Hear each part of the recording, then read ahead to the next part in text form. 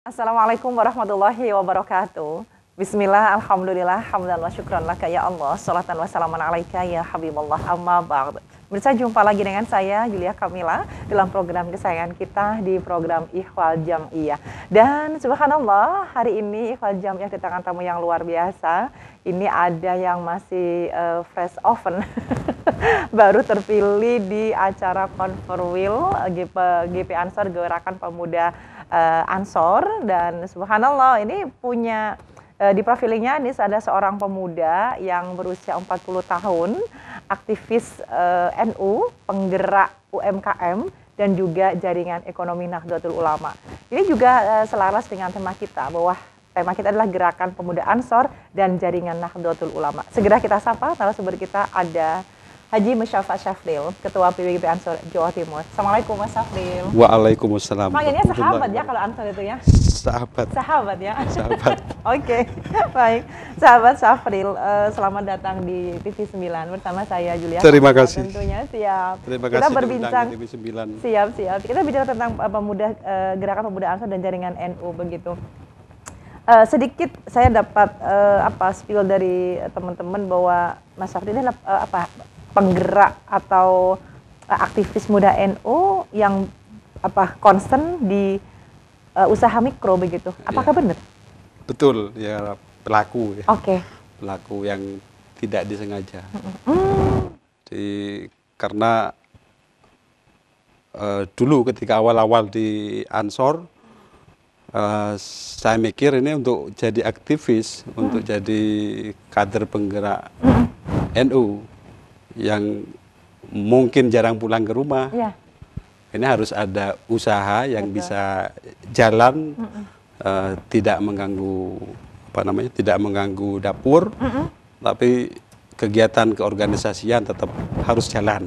Benar. Soalnya kalau tidak sering dimarahi istri atau pulang nanti nggak dibukain pintu.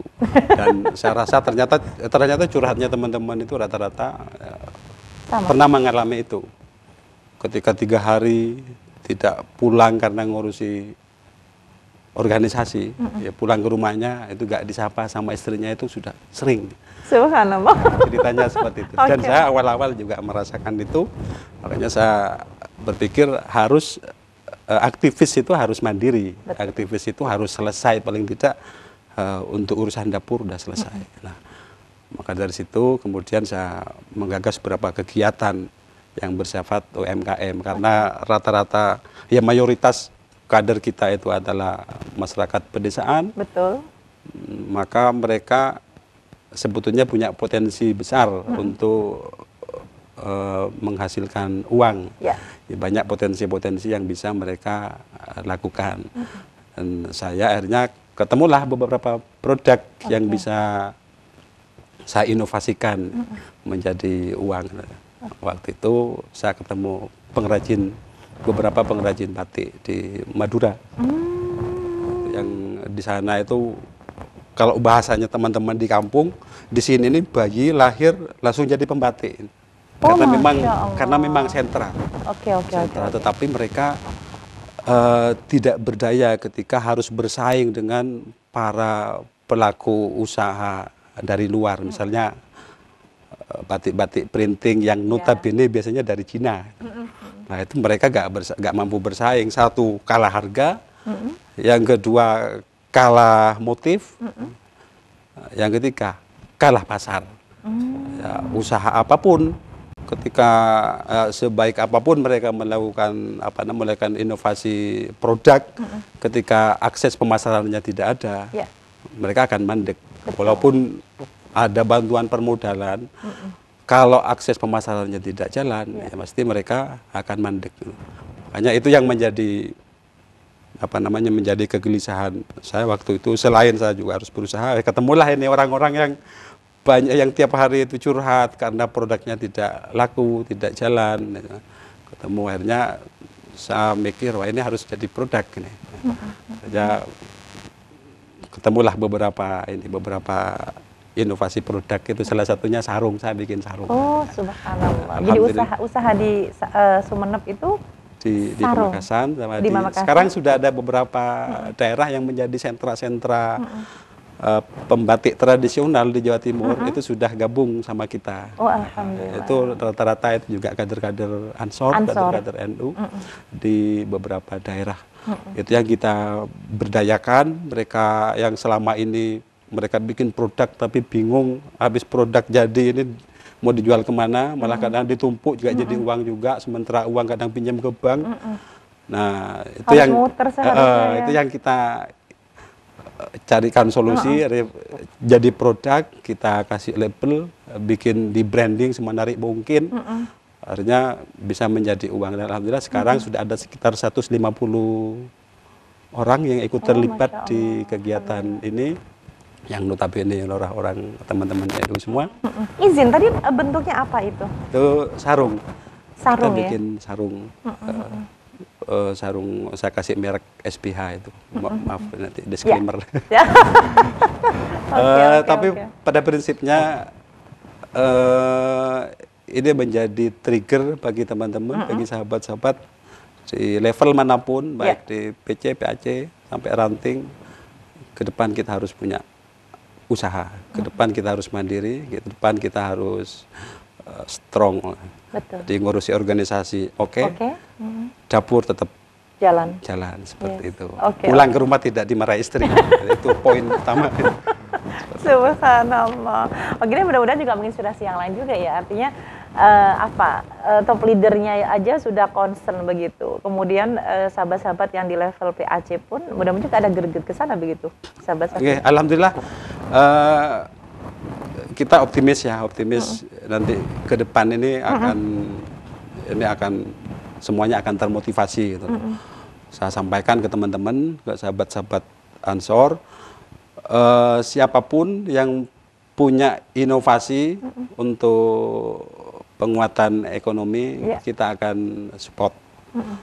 Bahkan level ranting pun, anak-anak ranting misalnya punya usaha, kita datangi. Ini kayak tadi, mohon maaf, tadi itu di Gresik kita menghadiri launching program kemandirian ekonomi kader, sekaligus ekspor mangga ke Dubai, ekspor pertama kali. Jadi bertepatan dengan Hari Tani Nasional. Sudah punya link sampai jaringan ke sana itu? Teman-teman cari sendiri aja. Awalnya email ke ini, dia cari di internet, semuanya dikirimi. Bahkan presiden, menteri-menteri juga dikirimi email sama teman-teman tuh. Ya alhamdulillah ada yang nyantol. Nah harapannya nanti bisa terbuka jalan yang lain. Gitu. Nah, itu tadi itu ada permintaan 3 ton mangga. Tapi karena teman-teman cuma sanggup menyiapkan 1 ton, 1 ton itu yang dikirim ke Dubai. Setelah kita launching, diberitakan, banyak yang membranding, akhirnya banyak ini teman-teman Ansor di daerah, di cabang-cabang yang lain. Dia sudah mulai bersuara. Ketua ini saya juga punya ini di Madiun, terus di Situbondo, banyak sudah mulai kontak. Artinya ke depan akan merapat sendiri ini, ketemu sendiri sumber-sumber ekonomi seperti itu. Jadi berarti yang mengondisikan adalah PW begitu atau dijawab usai jeda aja ya? Oke, siap. Terima kasih. Baik. Pemirsa, kita akan lanjutkan kembali perbincangan kita di Ikhwal Jamiyah tentunya. Kita punya tema Gerakan Pemuda Ansor dan Jaringan Nahdlatul Ulama akan segmen kedua. Kembali berbincang dengan narasumber saya, dengan tamu spesial saya, ada Haji Musyafa Syafril, Ketua PBG Ansor Jawa Timur, yang belum dilantik. Nah, ini dia. Masih sendirian. Tapi udah ini ya, udah pengajuan SK segala macam. Sudah berjalan. Ini kemana-mana sendiri karena belum ada pasangannya. Ya, belum punya pengurus yang definitif. Betul. Untuk Jawa Timur kan luas, jadi kemana-mana saya sendiri, dan saya udah komitmen ke teman-teman. Selama saya ada waktu, ada kegiatan apapun, undangan dari manapun, saya hadiri, baik di level ranting, PAC, PC, saya akan datangi. Itu dalam rangka mensupport sahabat-sahabat di bawah. Biar merasa diperhatikan, diopeni kan begitu ya. Alhamdulillah kalau mereka diperhatikan juga semakin ini ya, menjadi trigger bagi mereka untuk lebih produktif. Benar. Seperti itu. Nah, ini apa bagian dari lika-liku seorang penggerak usaha mikro kemudian aktif di GP Ansor, kemudian mau membuat sebuah inovasi begitu, ada lika-likunya juga berarti.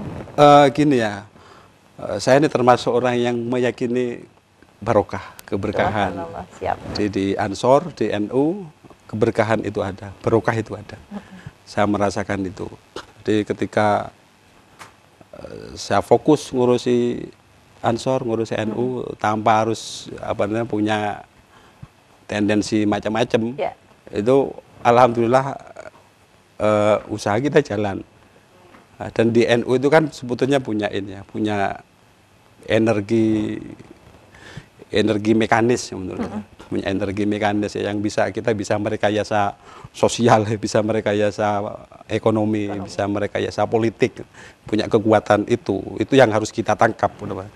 Makanya usaha apapun selama kita serius dengan jejaring kita yang begitu luas, begitu besar, itu sebetulnya menjadi potensi yang sangat luar biasa. Untuk level Jawa Timur aja ya, itu yang kader Ansor yang ada di database itu kan ada sekitar 300.000. Subhanallah. 300.000 kader. Itu yang struktur. Belum yang kultur. Kultur soalnya Subhanallah. Banser itu tidak mau pensiun. Gitu ya? Iya. Jadi mulai jadi Banser sampai meninggal, yuk Banser. Itu. Allah. Itu yang kultur. Ya. Nah, itu yang di struktur itu 300 ribuan. Dari 42 PC, 680-an PAC, dan sekian ribu ranting. Nah, ini sebetulnya potensi yang sangat luar biasa. Makanya saya sebutkan sebagai energi mekanis. Ya, tinggal kita ngolahnya seperti apa. Jadi menjadi potensi bisnis yang luar biasa kalau kita mau usaha seperti itu.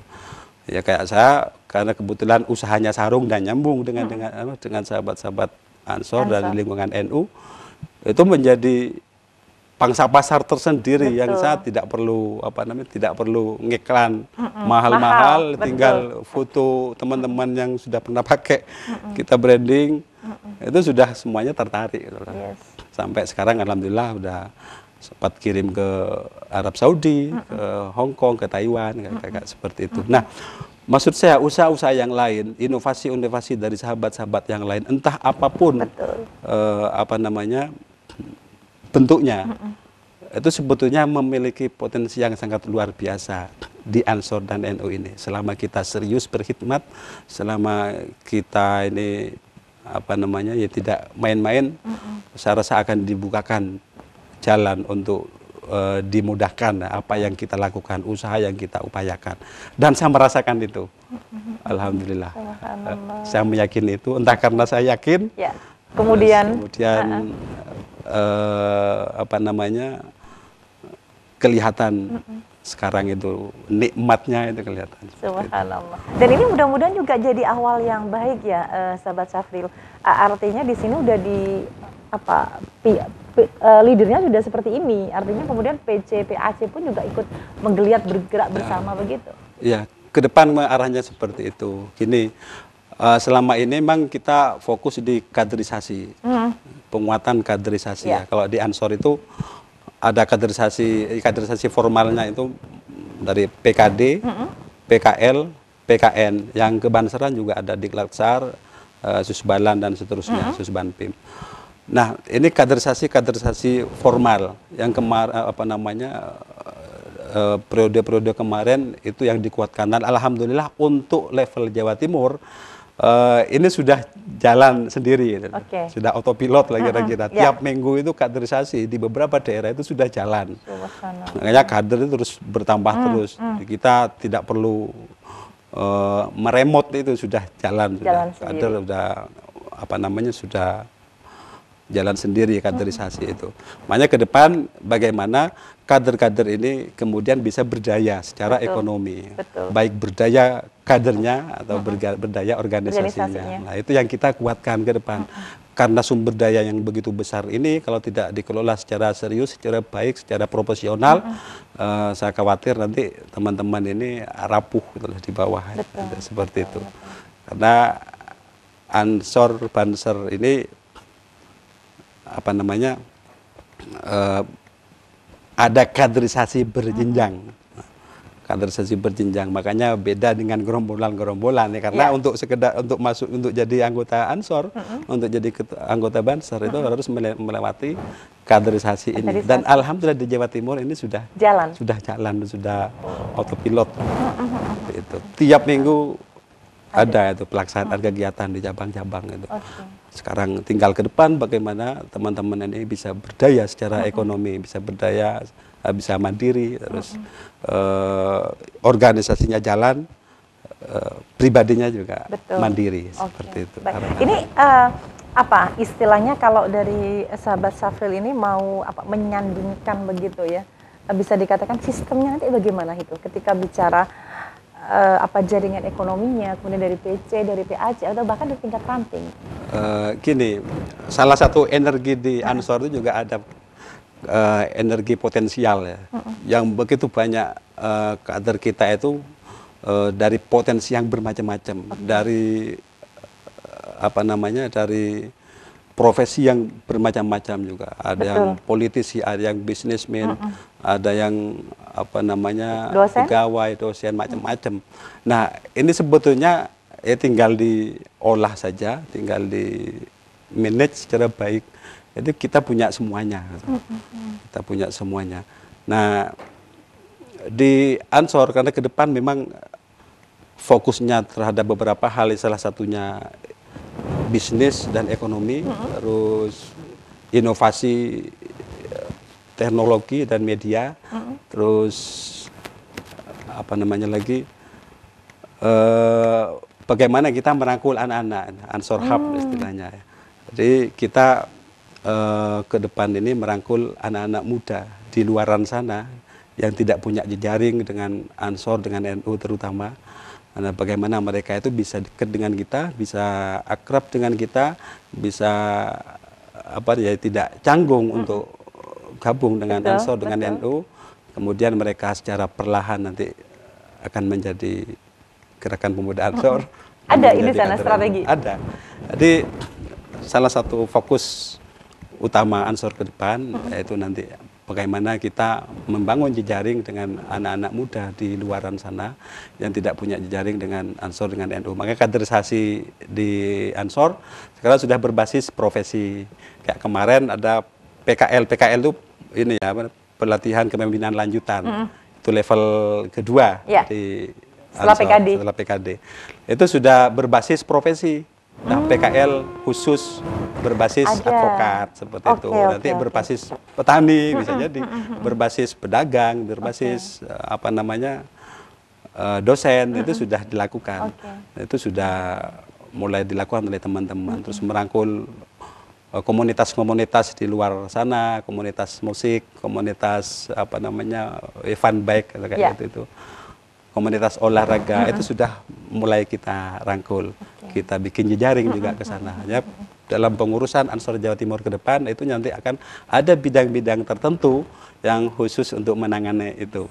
Seperti itu. Subhanallah. Ini tinggal action aja deh kayaknya ya. Karena kepengurusan belum terbentuk ya ini ya. Belum, tapi sudah ini kan, saya sudah jalan juga. Betul. Sudah jalan, makanya komunitas pedagang itu sudah mulai kita tarik. Terus buruh juga sudah mulai kita konsolidir nanti untuk ikut tiket dengan Ansor. Bahkan jadi ke depan kita juga lagi menggagas pengkaderan itu berbasis perguruan silat. Oh, subhanallah. Yang seru. Betul. Berbasis perguruan silat. Berbasis ke perguruan silat. Karena bagaimana kita tahu, kita dengar sering terjadi pertarungan di jalan antara perguruan silat. Betul. Nanti diakomodir ya. Kita ke depan sudah menyiapkan konsep-konsep kaderisasi berbasis perguruan silat. Subhanallah, keren. Baik, kita punya tema luar biasa, Gerakan Pemuda Ansor dan Jaringan Ekonomi Nahdlatul Ulama. Telah hadir di studio ada narasumber saya, Ketua PWGP Ansor Jawa Timur, ada sahabat Haji Musyafa Syafril. Baik, sahabat Syafril, ini di depan kita nih lagi ada mungkin ini bagian dari kegiatan Ansor kah ini? Ya, ini mangga. Ini mangga arum manis. Oke. Mangga arum manis ini sengaja saya bawa ke sini biar semuanya tahu bahwa tadi pagi kita kita meluncing ekspor mangga arum manis perdana ke Dubai. Siap. Ke Dubai itu inovasinya sahabat-sahabat Ansor di Kecamatan Sidayu. Gitu. Nah, ini bertepatan dengan Hari Tani juga. Ya, saya mengucapkan selamat Hari Tani Nasional. Semoga petani semakin berdaya. Masya Allah. Nah, ini kan produknya Sidayu Gresik begitu. Kemudian tadi juga disinggung bahwa tempat-tempat yang lain pun dengan teman-teman juga sudah kontak begitu, juga siap untuk. Sudah, alhamdulillah. Jadi kemarin mungkin tidak ada yang ini ya, nggak begitu membaca potensi ini ya sama sahabat-sahabat Ansor. Padahal sahabat-sahabat Ansor rata-rata ini kan di daerah ya, di pedesaan yang punya perkebunan juga. Betul. Nah, ketika tadi terdengar ada ekspor ke Dubai mangga dari sahabat-sahabat Ansor, nah ini mulai banyak ini Ansor-Ansor di daerah, ada di Probolinggo, terus di Pasuruan, di Madiun, di Malang, terus di mana di Situbondo yang mulai kontak saya. Ini ternyata mereka juga punya pasukan mangga yang begitu besar. Nah, ini mulai ketemu. Nah, selain mangga ini sudah ada yang, ini ternyata saya punya manggis ketua, nanti kalau bisa diekspor carikan pasar. Nah, ini potensi-potensi ini semakin kita angkat, insya Allah akan semakin banyak yang terfollow up nanti ya. Yang bisa dimainkan oleh sahabat-sahabat, oleh teman-teman. Ini di brandnya itu memang brandnya Ansor kah atau gimana itu? Jadi di Ansor itu ada badan usaha milik Ansor. Baik. Itu, ada badan usaha milik Ansor Buma. Nah, ini Buma ini yang mengelola. Kebetulan juga teman-teman Ansor di kayak mangga ini di PAC level kecamatan ya, PAC itu yang mengelola. Nah, ini luar biasa karena teman-teman sudah bisa ekspor. Itu luar biasa sekali, merasa excited teman-teman itu. Dan ada usaha-usaha yang lain juga, unit usaha yang lain tadi itu. Kayak karangan bunga itu boleh digarap juga sama teman-teman tadi laporan ke saya. Kok selama ini kita karangan bunga pesen ke Kayun, pesen ke orang, mendingan pesen ke sahabat sendiri. Itu dijadikan salah satu unit usaha di badan usaha milik Ansor itu. Makanya nanti kalau ada yang butuh karangan bunga, nggak usah pesan ke orang lain, pesan ke teman-teman Ansor. Ke Buma aja ya. Terus di Jawa Timur juga ada. Jadi, enak kalau bisa dikelola sendiri. Gak perlu bikin sugih orang lain. Kita bikin sugih sahabat-sahabat kita sendiri itu ke depan. Butuh sarung ya beli ke teman sendiri, butuh kopiah ya ada teman-teman kita juga produksi seperti itu. Jadi kita ini saling berdaya dan bisa saling membranding. Bisa saling membranding karena sekarang eranya medsos, era digital. Sebetulnya mudah sekali ngiklan itu. Mudah sekali ngiklan. Setiap sahabat kita yang pakai produknya sahabat. Ya udah itu dijadikan iklan sekaligus, dijadikan branding. Apalagi sekarang gus-gus kita itu banyak yang viral, banyak yang menjadi panutan ya, model, followernya banyak. Itu luar biasa itu kalau dijadikan kekuatan marketing. Saya merasakan itu dari gus-gus ini, salah satunya Gus Ikdam. Saya merasakan ketika sarung saya dulu gak begitu dilirik orang, ketika ada namanya Gus Ikdam yang followernya banyak, pakai, padahal sekedar pakai ke pengajian di Mak Jalan, ada di TikToknya beliau, itu langsung ribuan yang order. Subhanallah. Nah, itu kekuatan marketing ya, yang tidak harus bayar kita itu. Tapi banyak potensi di antara sahabat-sahabat kita, apalagi Ansor banyak gus-gus muda yang ganteng. Ya, kalau perempuan banyak ning-ning di Fatayat misalnya, itu juga bisa dimanfaatkan. Itu sebetulnya kekuatan yang bisa dimainkan itu. Gak perlu kita ngiklan keluar sekarang ini. Saya bayar iklan di Shopee itu. Berapa? Sorry, nggak boleh nyebut. Iklan itu butuh biaya juga nggak begitu ngefek. Tapi pakai kekuatan teman-teman sendiri, gus-gus muda yang ganteng itu. Kita video, kita foto, itu dengan sendirinya sudah mendatangkan follower, mendatangkan pembeli, seperti itu. Bahkan saya umroh kemarin, lu kok ada orang pakai sarung saya, itu saya video, iseng. Ini karena mengandung iklan. Saya video, itu tak posting di Instagram, tak posting di Shopee, tak posting di TikTok. Itu mendatangkan follower tersendiri. Ya. Nah, itu kekuatan di Ansor yang luar biasa sebetulnya. Boleh.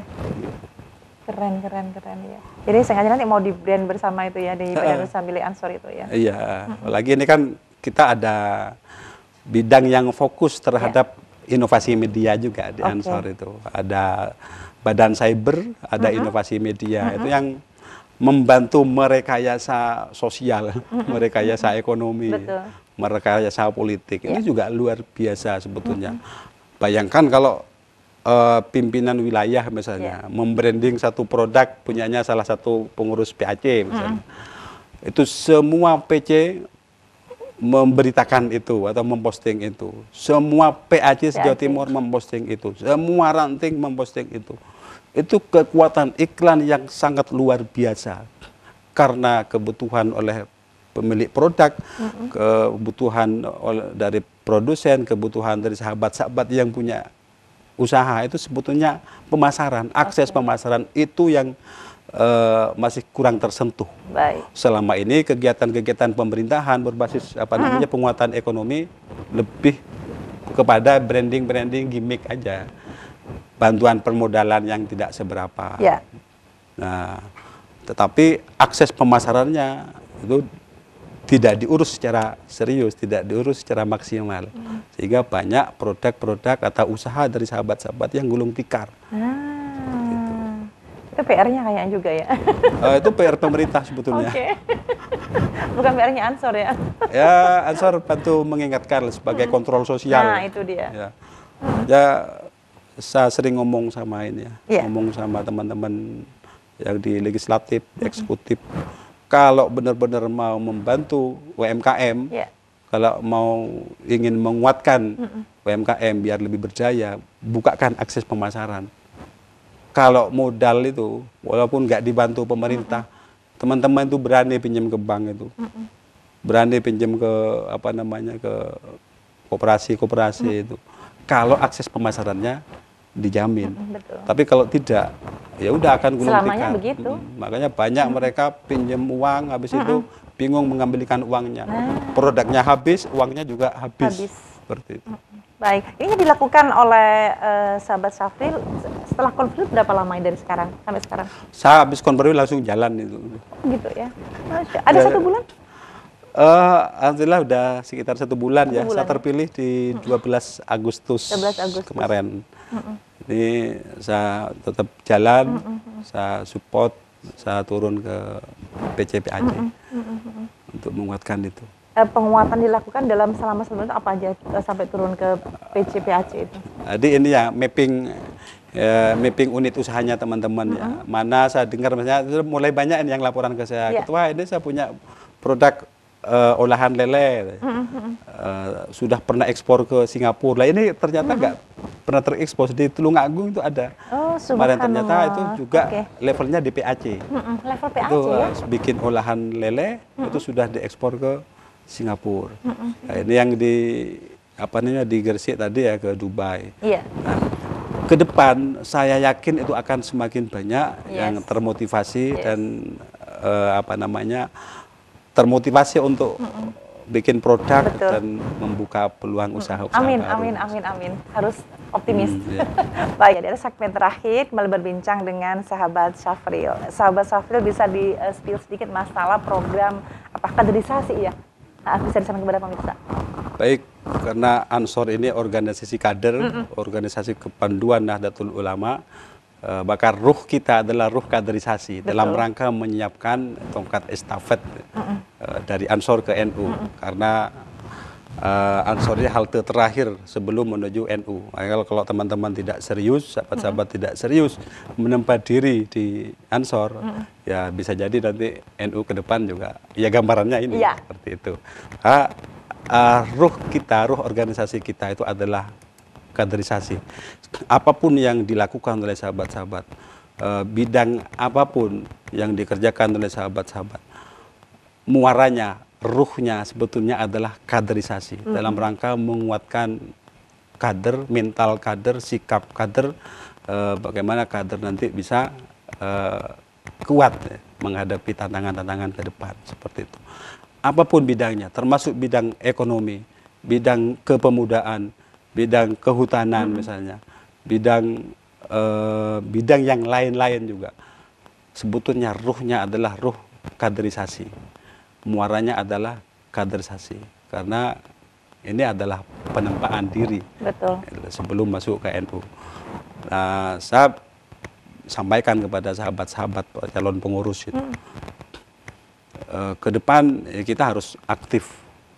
Saya tidak ingin sekedar nitip nama. Apapun bidangnya harus berkegiatan dan semuanya harus punya misi merangkul komunitas-komunitas di luar. Kenapa? Kalau yang kita target hanya kader Ansor sendiri, biasanya mereka datang kalau bikin kegiatan, datang kegiatan kita itu cuma ngopi, konsolidasi. Tapi kalau sekaligus kita melibatkan komunitas-komunitas di luar sana yang tidak punya jejaring dengan NU, tidak punya jejaring dengan Ansor, maka otomatis ini kan nanti akan Ansor sendiri. Seperti itu. Itu banyak kegiatan-kegiatan yang kita lakukan, itu melibatkan komunitas-komunitas di luar NU dan Ansor.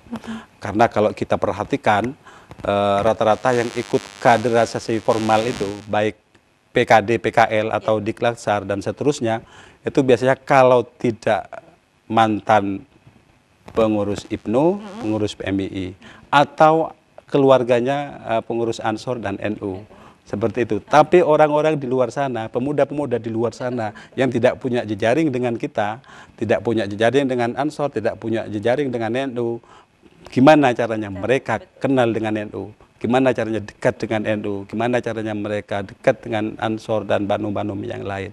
Kalau tidak dibukakan akses, kalau tidak dibukakan keran untuk mereka nyambung dengan kita, makanya orang lain akan merasa asing dengan kita. Kita asik dengan diri kita sendiri. Makanya apapun kegiatannya, termasuk kegiatan-kegiatan ekonomi, sebetulnya muaranya, ruhnya adalah kaderisasi. Makanya saya tekankan kepada sahabat-sahabat, ayo bikin kegiatan. Jangan diam, jangan hanya sekedar nitip nama yang kemudian menjadi portofolio pernah jadi pengurus Ansor, pernah jadi pengurus NU. Ini dosa besar. Ini dimaksud dengan sektor non formal tadi gitu ya? Ya, kegiatan-kegiatan di luar kaderisasi yang formal. Karena untuk menuju kaderisasi formal itu kan screeningnya kalau di Ansor agak ketat gitu loh. Silsilanya harus jelas ini siapa. Tapi kan orang-orang di luar sana yang pengen gabung ke Ansor itu juga banyak. Yang pengen gabung ke itu kan banyak. Tapi tidak tahu caranya. Pintunya di mana. Pintunya ada namanya PKD. Pintunya ada namanya Diklaksar di Banser misalnya. Tapi untuk menuju ke sana, ini kan harus ada tahapan-tahapan. Nah, itu perlu inovasi. Inovasinya itu melalui seluruh bidang-bidang yang ada di kepengurusan ini. Kerannya pintunya melalui sana nanti. Nyambung dulu dengan bidang-bidang melalui olahraga, melalui sepedaan nanti, melalui kulineran, melalui apa namanya program-program pelatihan kayak gitu, pelatihan ekonomi. Nah, itu muaranya sebetulnya nanti kepada kaderisasi. Kita mendekatkan orang yang jauh kepada kita, kepada NU, kepada Ansor. Seperti itu sebetulnya. Baik, baik. Ini di akhir segmen, ada harapan apa dari sahabat Safi?